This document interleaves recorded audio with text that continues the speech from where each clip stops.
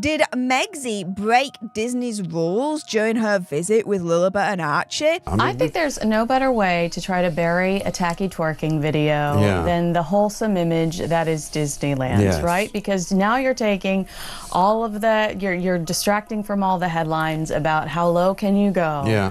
With like, look at how cute Lily's birthday cake is. The royal family are above celebrity. They are not social media influencers. Okay, so Meghan Markle, I have decided, is only and will only ever be the queen of one thing.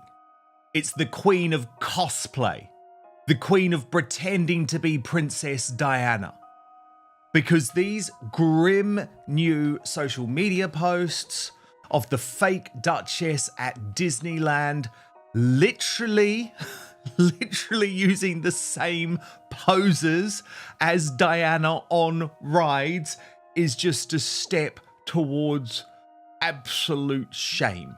Well, you know what's going on. Someone wanted a lot of attention and now they got it. You know, people who want privacy don't do that. Some people might say, well, they wanted their privacy. Well, they didn't want it when she was dancing up and down and he was pretending to be a bad rapper on that video. And she didn't care about that, of course, when she was promoting the jams and the daughters allowed to speak for the first time. So I do think that what we're seeing is Meghan trying to change public perception with the children by using the children and pushing this mom of the children who she never wanted to use for publicity, obviously. Obviously not. No. So that's changed. We're not allowed to see them, but for some reason she's still posting them on the internet. I'm sick to death of them talking about privacy but not actually really wanting it. Well, I just think some people might say that your Instagram-loving wife actually doesn't want her privacy. The Markles obviously had an intern following them everywhere to document their Disney day. That's borderline against Disney's parks' terms of service. And it says all about hiring outside photographers. Bringing or hiring your own professional photographer to follow you in the parks is generally not permitted. Disney's official policy prohibits commercial photography and filming in the parks without prior authorization. If you attempt to hire a non-Disney photographer to follow you around, you risk being stopped by cast members or security, and the photographer could be asked to leave. This restriction is enforced to maintain guest privacy, crowd control, and Disney's brand standards. Twerking and gyrating like she's some wannabe TikTok influencer following a trend. There's a lack of authenticity that she reeks of it. She should bottle that and sell it. It might do better than the jam. My authentic self is going to live my life really authentically, make choices authentically. Being able to be so authentically myself. I've never seen this sort of. I've never seen someone that struggles to just give us like one strip of authenticity. Harry and Meghan, they have an issue when it comes to their memory and when it comes to the truth. I saw Meghan trying to recreate Princess Diana moments with the Disney pictures.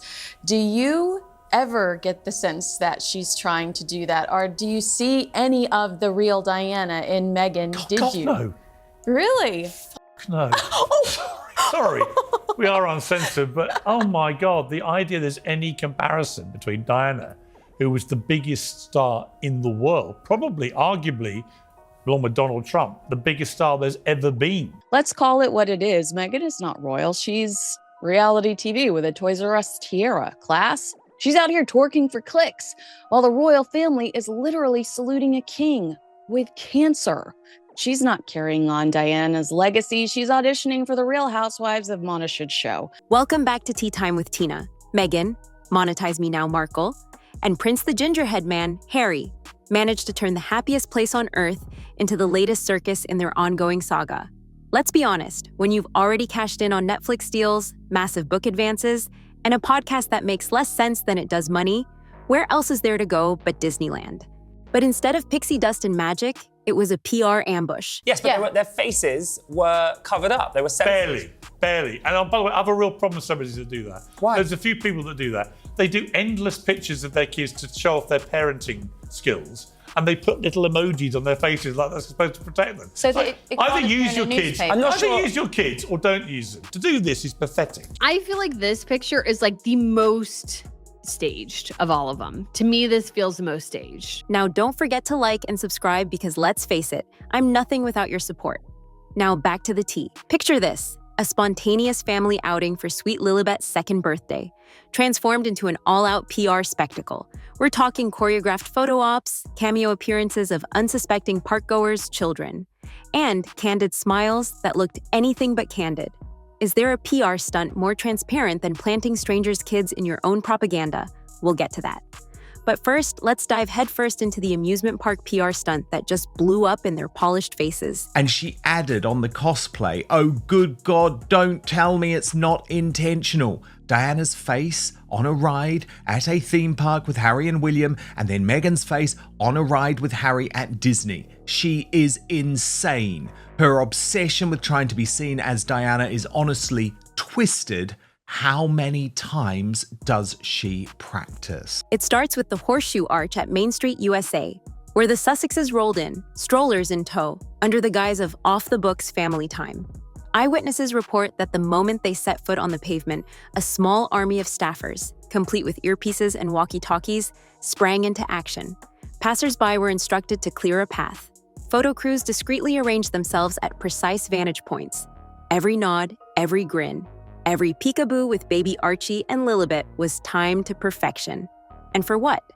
To fill the internet with heartwarming shots that reeked of contrivance. I mean, the problem with Harry and Meghan is that they constantly contradict themselves. Yeah. Between Meghan's Disneyland photos, between Harry knocking on strangers' doors, Meghan and Harry campaign to keep children off of social media. They do huge campaigns. They erected, an art installation in New York to keep children off of social media. I do think that Harry would prefer his children not to be on social media. Yes. But Meghan's got to make a buck, and that's, I think, why we're seeing more of them. Here's a thought.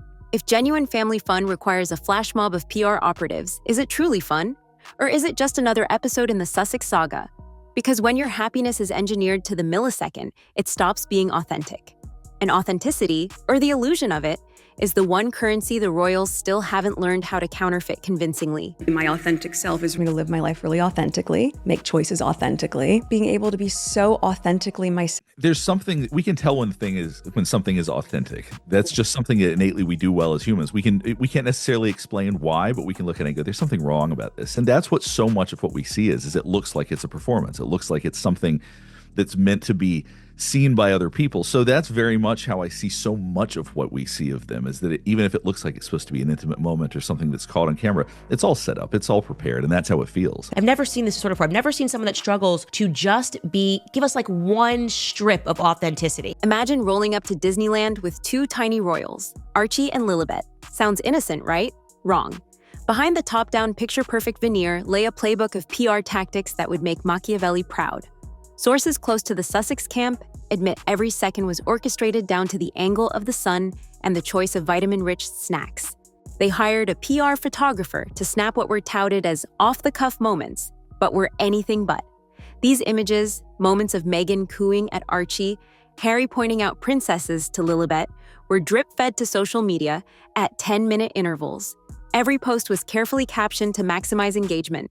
Oversharing doesn't build trust. It erodes credibility, and it makes people question what's real, what's curated like this, and why there's always another bombshell around the corner. And what's worse, it makes her predictable. You know she's going to say something or do something dramatic. You just don't know which platform she's going to monetize it on. Look, it's Lily's first castle walk, unfiltered joy. As if genuine joy needs unfiltered captions. But wait. There's more.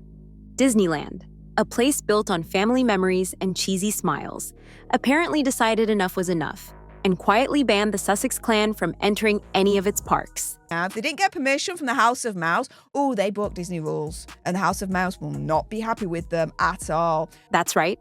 The couple who once waved from gilded carriages at royal weddings is now persona non grata at the most magical places on Earth. Disneyland officials, speaking on condition of anonymity, admitted they've never seen such a blatant exploitation of park resources. Well, when I look back to Megsy and Hazza and what they released here, you think that they used Disney's fine art photographers for this mess?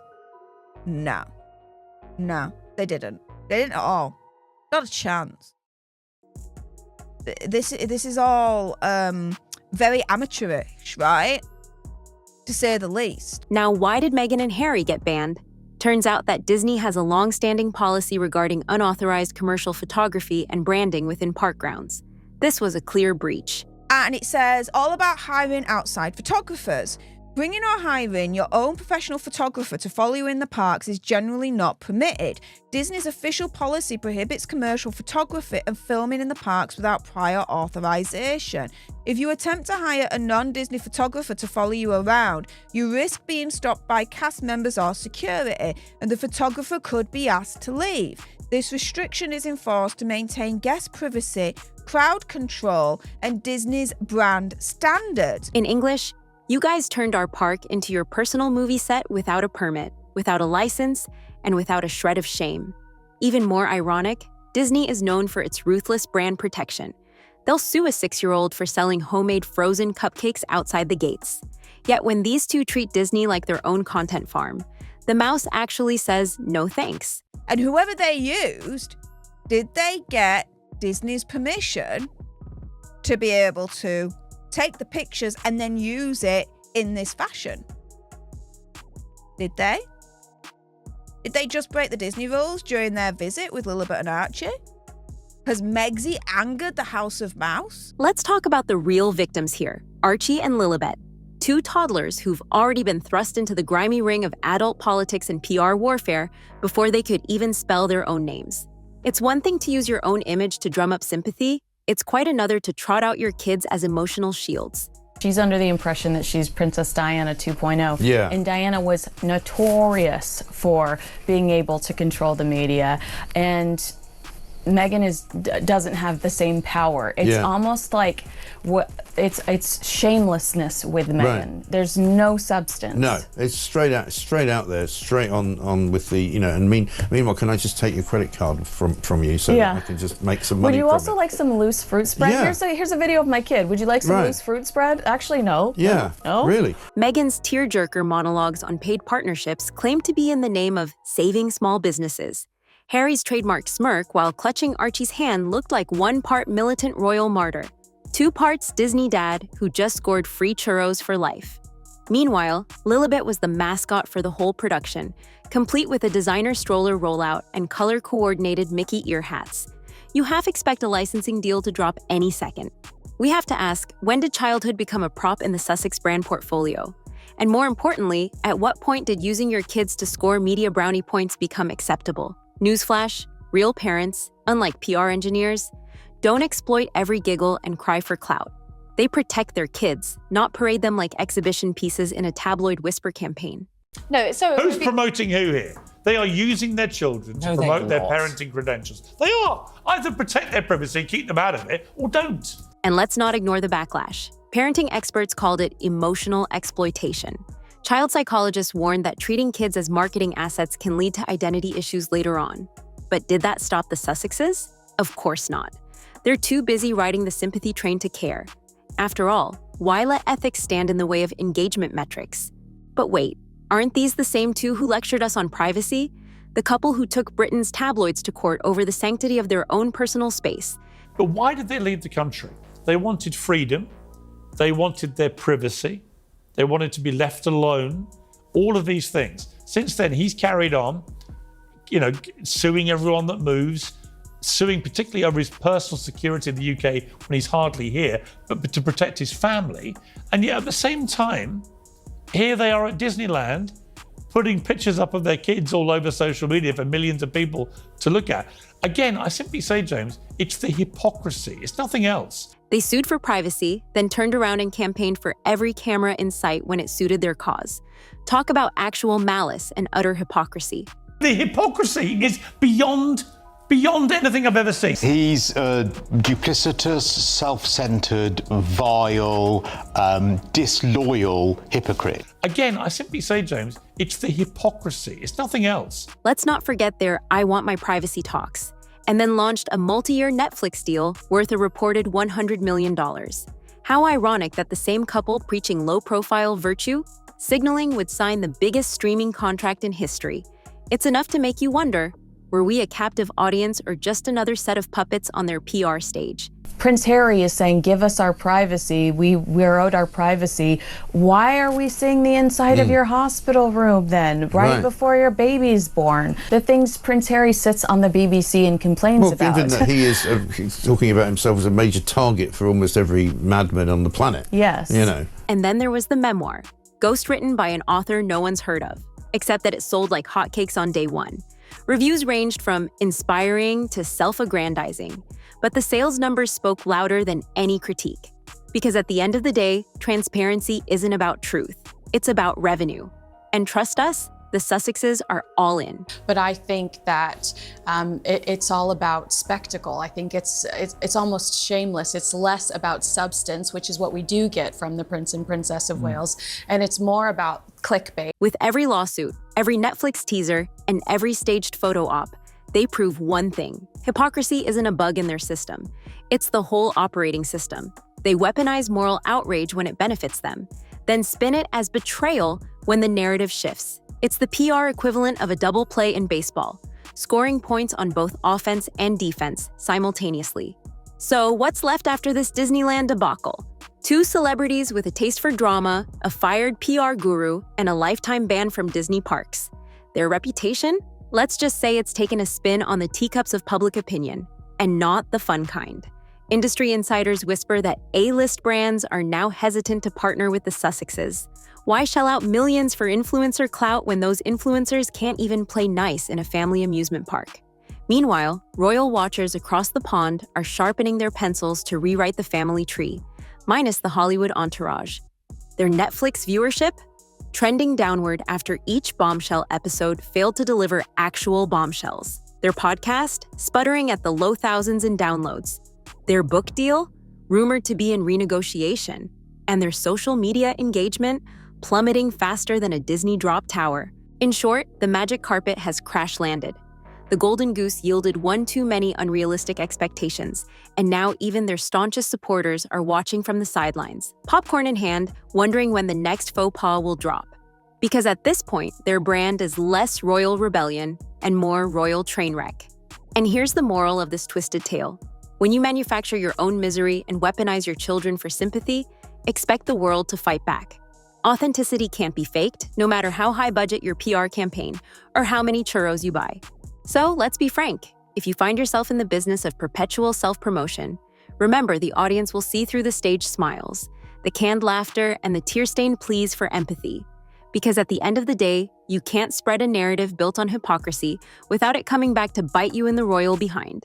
Now, if you want more bombshell exposés, more behind-the-curtain reveals, and more drama tea-spilling moments, smash that subscribe button and ring the bell to stay updated. And feel free to check out my other videos on the corners of the screen. Until next time, stay tuned, stay safe, and stay informed. Only on Tea Time with Tina.